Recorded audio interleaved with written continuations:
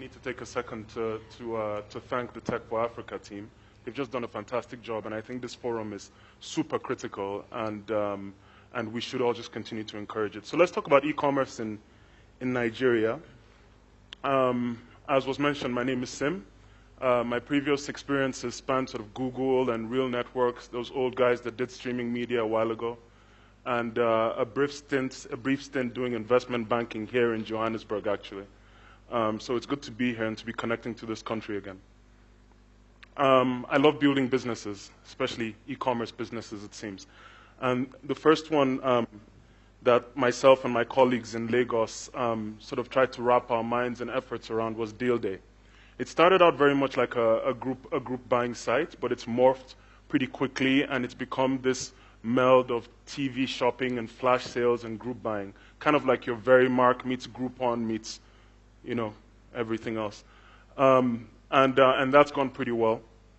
And then about 6 months ago, based on what we saw and the performance we saw in Deal Day, we decided to undertake an even greater challenge, which is Konga. And this business is about 4 months old. It was a bit of an emotional time when we, myself and my team agreed that we were going to build this business because we realized how difficult it was, this thing was that we're trying to do. So e-commerce works everywhere. Online retail works everywhere. You've got Kalahari here, 360 Buy in China, Uzun in Russia, Amazon in the United States. But we understood that there were some nuances about Africa that would make this particularly challenging. And I think that was what sort of led to that emotional day when we decided we were going to do this. So Konga is doing well. We sell all kinds of things. We deliver them across Lagos for now. And it's growing. So one of the things I spend a lot of my time thinking about is how do models that you see emerge in the West or in other parts of the world apply to Africa? And I'm a big student of history, and I want to encourage the young people here, the students especially, whenever you face these kind of contextual challenges, read up on what other people are doing in present time, but also go to the past. And I found the story of Sears. It's a brand I know. I think, how many people know Sears? Sears and Roebuck as a company? So massive retailer in the United States that was disrupted by Walmart, which was then in turn disrupted by Amazon. And I went back and I read the story about Sears, and it pointed to me, it taught me a lot about e-commerce in Africa. So let me tell you about Sears. It was started by this train station agent called Richard Sears, who received a consignment of gold watches that was intended for a local retailer, and the local retailer refused to take the watches. And the reason was simple. It's because the distributor of those watches, there was a bit of a scam running in the United States at the time where a wholesaler would ship a consignment to a retailer that the retailer did not order. And when the retailer gets the watches, in this case, the wholesaler would say, why don't you just hang on to them? I've sent them to you already anyway, and I'll give you a great price. But in this case, this particular retailer said, I'm not taking the watches. So Sears started to sell these watches to other train station agents. And he made more income than his train station agent salary would have allowed him for several years. And so he promptly resigned and then proceeded to print a catalog of watches that he would then distribute over the railway lines. And people received this catalog of watches and send a mail back with money and then receive their watches over the same railway lines. And this was the beginning of Sears. So what does this teach us? Is that really, if you look at Sears, and it became a brick-and-mortar store, ultimately, it was built on the back of catalogs. At one time, this catalog was so prolific and printed so widely in the United States that the poor rural people of America at the time referred to it as tissue paper because they used it for that purpose. There were just so many of them. But here's the interesting thing. At the time that Sears was growing in the United States, the federal highway system was not built. The railway lines were still being built. Per capita income, the average American made was sitting at about $3,000 a year, right? They were very rural. Most of America was still farming. Now, where does that sound like? It sounds a bit like Africa, doesn't it? And so there's a lot you can learn from this here. So what's changed? Let's jump ahead a little bit. Today, we have a new kind of catalog, right? It's a better catalog than the one Sears printed, right? Because you can change the prices on the fly.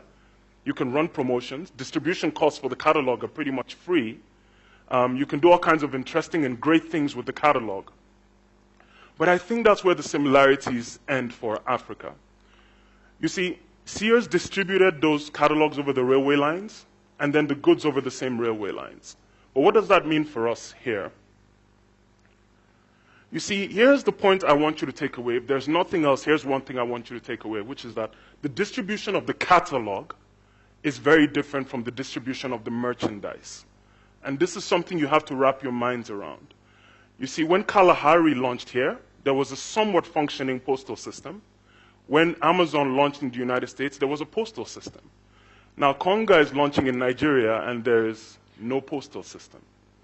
So what does this mean? It means that the vast amounts of our energy and effort and intellect will go into building logistics systems, not just websites, not just warehouse management systems and inventory management systems, but actually systems for delivering merchandise.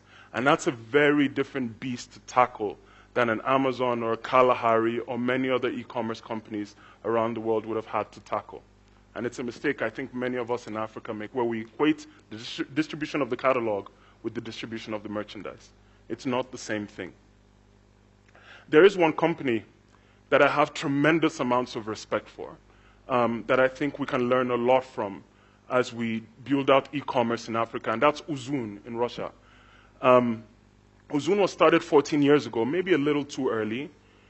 It's consumed vast amounts of capital to build out what it's built, which is basically 2,100 pickup points. Think about this. Uzun has basically built out an alternative to the Russian postal system to be able to get merchandise out. 2,100 pickup points. And they've done this in an area the size of 17 million square kilometers. Let's put that in context. From Cape to Cairo is about 32 million, 34 million square kilometers, if my memory serves me right. So they've done this in an area that's half the size of continental Africa, which is just an amazing effort. And they've burned through a number of CEOs, which causes me particular worry. So we have more to learn from Uzun than from Amazon, I suppose is the point. Now, there's several pillars of e-commerce. I'm going to talk through these one by one and talk about what we've learned and how we're dealing with them. The biggest piece, of course, is logistics and fulfillment. Again, when Bezos built Amazon, he and his team built Amazon, they had a number of alternatives for fulfillment that they could use. In our case, what we've had to do is invest in bikes. Right now, which sit at about 20 motorbikes running around Lagos. And that's probably going to grow to about 80 over the next sort of 6 to 12 months. We have to build that infrastructure out ourselves. We basically have to figure out, incidental to this is we have to figure out a way for people to pay. We talked a lot about trust before during the hangout, where people don't want to use their cards online. We have to figure out the logistics of getting cash collection in. A lot of people in Nigeria want to do cash on delivery or card on delivery, where we show up, our drivers literally show up with a wireless terminal that's on the mobile network. You can swipe your card. These are all systems we've had to build from scratch. What's the other pillar? It's technology. In this case, we kind of have a plus. This is where Bezos and his guys really went through hell, right? I mean, all of the innovation you've seen in online retail, collaborative filtering, if people who bought this, bought that, people who like this, like that, buy this for your wife, she would like it, all of that stuff, they basically had to invent. So we're kind of riding a lot of that. We don't have to build a lot of that from scratch. But still, and this touches on another point I'll talk about later on, we have our challenges in Africa around technology that really are around human skill and the quality of human capital. The third pillar is supply chain. This is really painful. I'm going to try and explain this for my younger friends so they kind of grasp this, because this is quite important. In China, in the United States, you have manufacturers and distributors sitting around you when you do online retail. What that means is that what you actually have sitting in your warehouse may actually only be 5 to 10% of what you have on the website. So what you present on the catalog is actually, 10 times what you actually have physically sitting in your warehouse. But what does this mean for countries like Nigeria and Congo and Kenya, where we've historically had challenges with manufacturing, where we import everything.